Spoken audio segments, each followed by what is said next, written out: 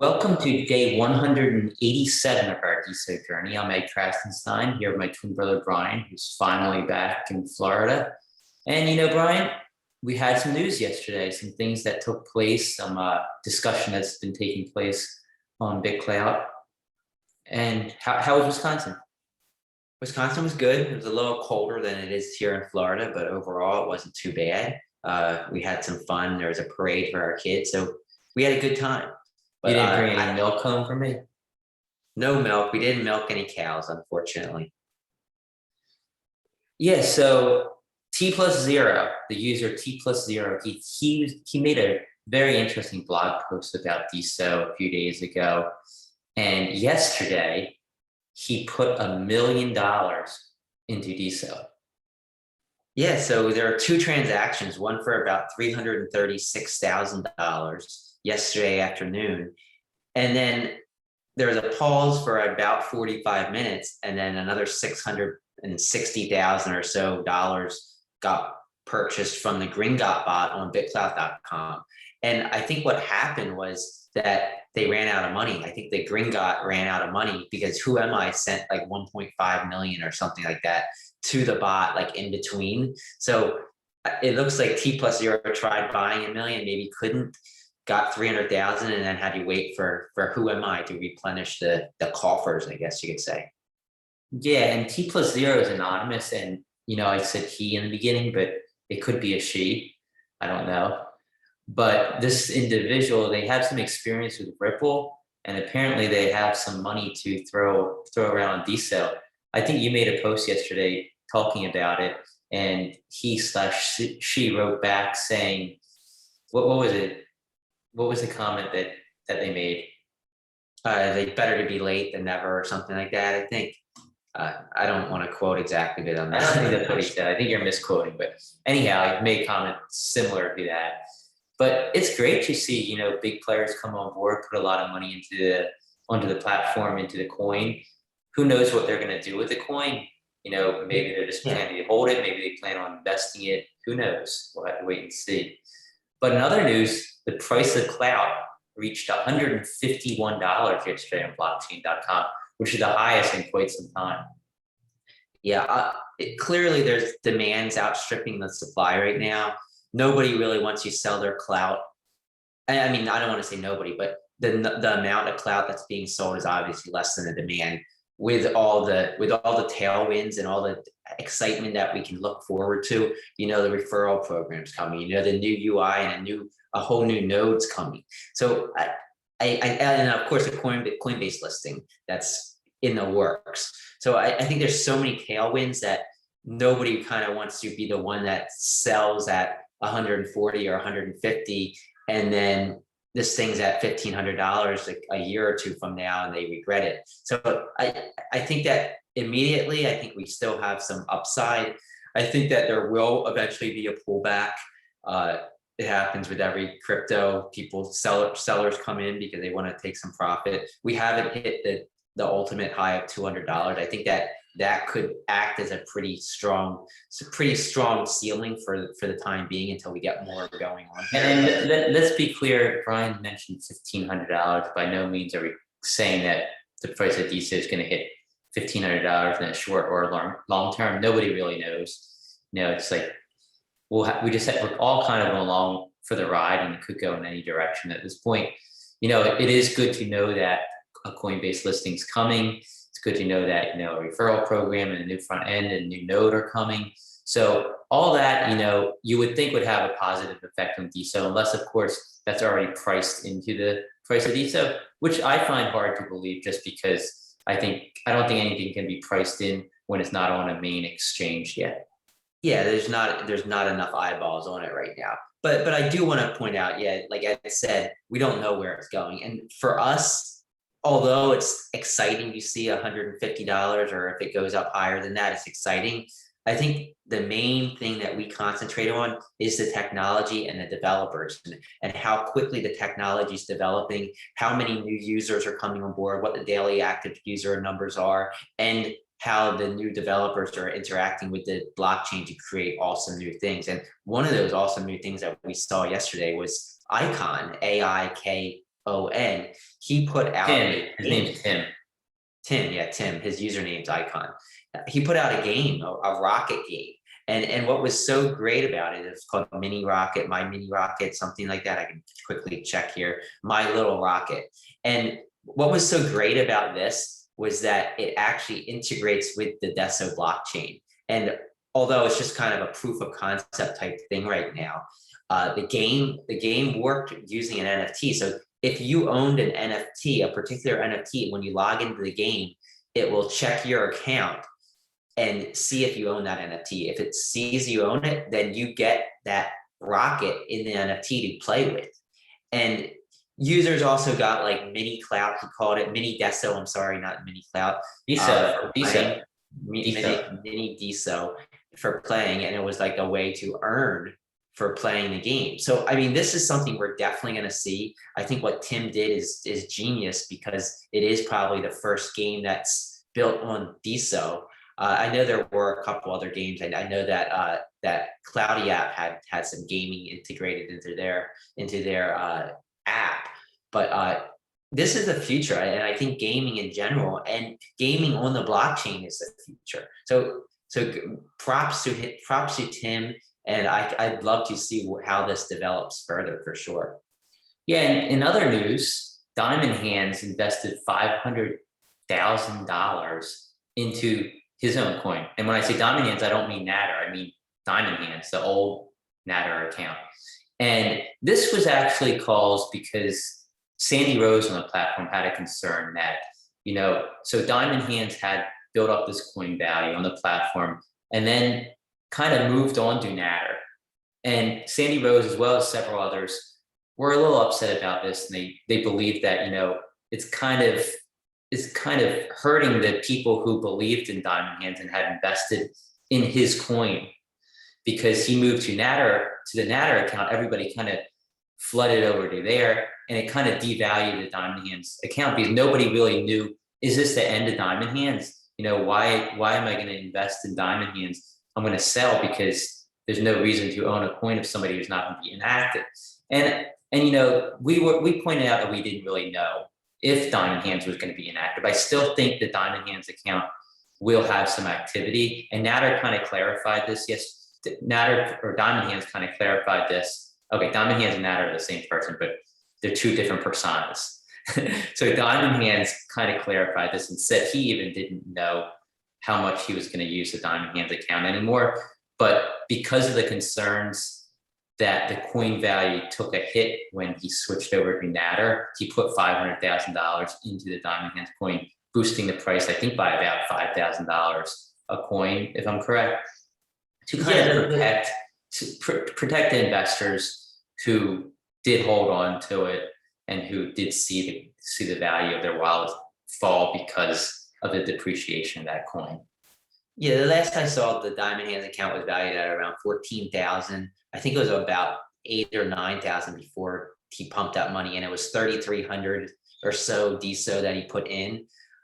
I know we personally sold off Diamondhands and bought Natter when Natter came about, and I'm sure others did too. And people that were late to the party, I guess, could have lost money. So it was definitely a legitimate concern by. Well, I think people who were late to the party were losing money, because if people start selling, like we sold and others sold, those who didn't sell saw the coin value in their wallet depreciate. So they did lose money, at least maybe not realized gains or losses, but they lost. Yeah, so Sandy Rose's criticism or concerns were definitely warranted. She put out a really, really long post that really explained her viewpoint on it. We actually participated in some discussion involving it. So did Sir Rhett. And what we said was, I guess we don't know exactly what Natter or Diamondhands has in store for the account yet. So you can't really criticize it yet until you know what's happening. But Natter came through and he pumped money in, and I think everybody's probably a winner in that, except for him, who probably might lose some DeSo. Yeah, I mean, there's different thoughts on this.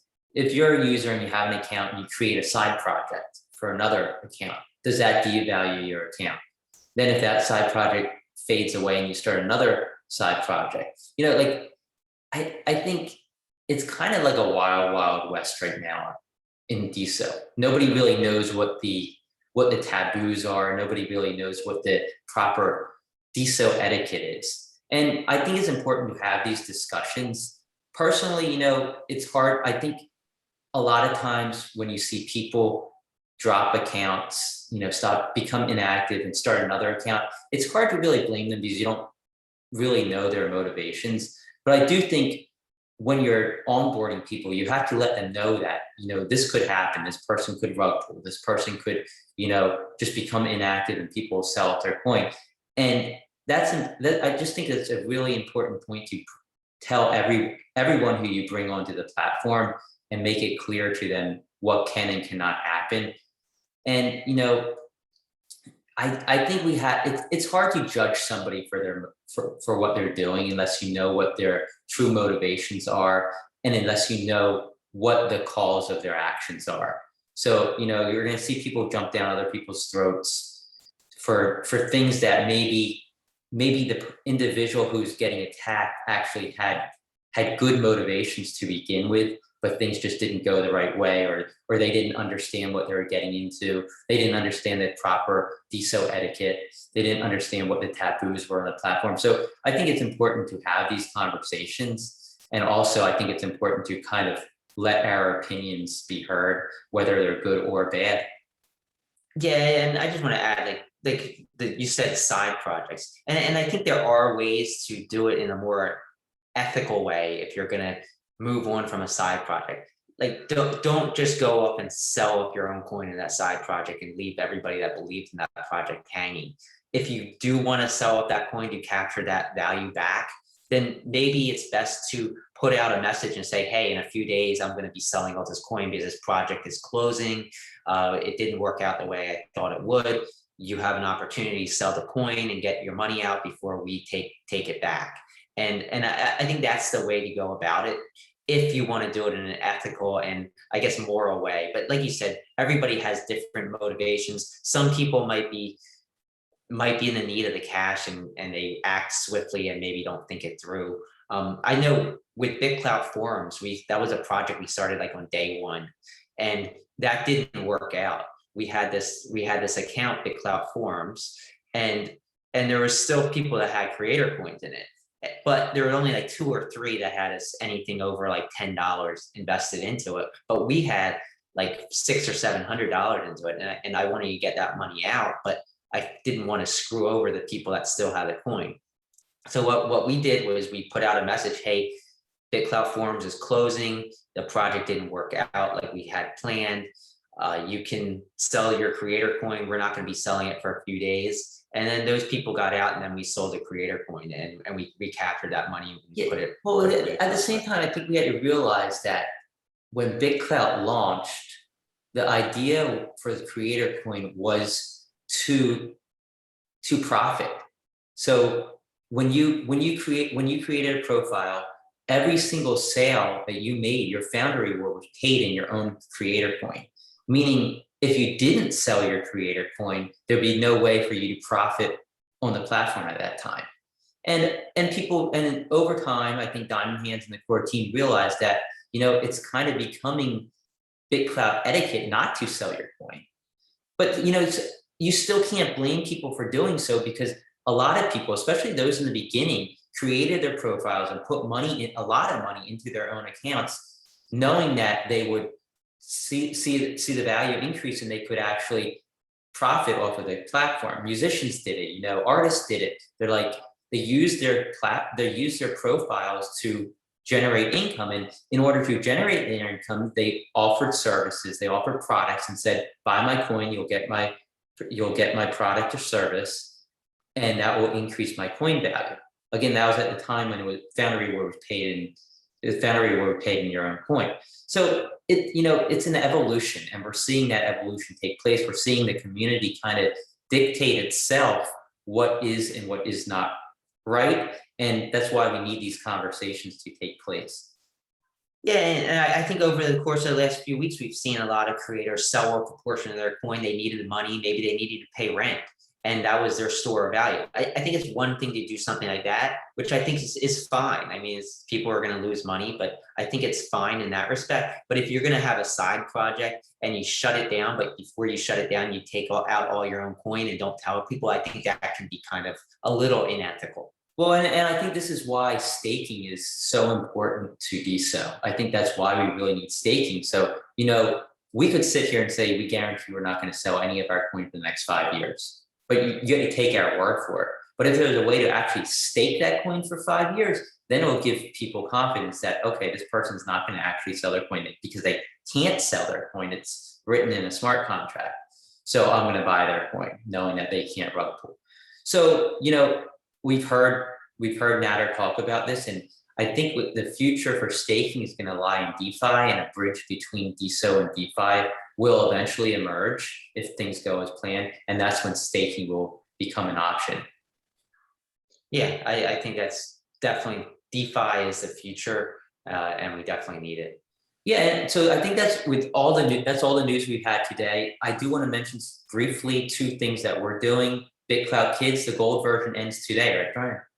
Tonight at 9 p.m. Eastern time. It will be extended 2 minutes if there's any bids at the very end, for every bid. So around 9 p.m. Eastern time it's going to end. I think the bid's up to about 5 clout right now for the 1 of 1 gold. You do get half of the Bitclout Kids creator coin, which is valued at around $450 right now. Yeah, and the other news point I want to mention is about NFTZ. A couple weeks ago, we announced NFTZ, which is our NFT platform that we're working with M. Van Halen on. And we said we'd have a demo available by last week, and we were not able to do that because of the changes that took place on Bitclout, and the Postgres got messed up a little bit. The databases kind of got funky when they changed some things over. So we do hope to have something, hopefully by early next week at the latest. And that's NFTZ, and it's going to be, the domain name is going to be nftz.zone, Z-O-N-E. And we're really looking forward to it. It's going to have some really cool features, and just stay tuned. And I think that's a good place to leave off on day 187 of our Bitclout journey. We'll talk to everyone tomorrow.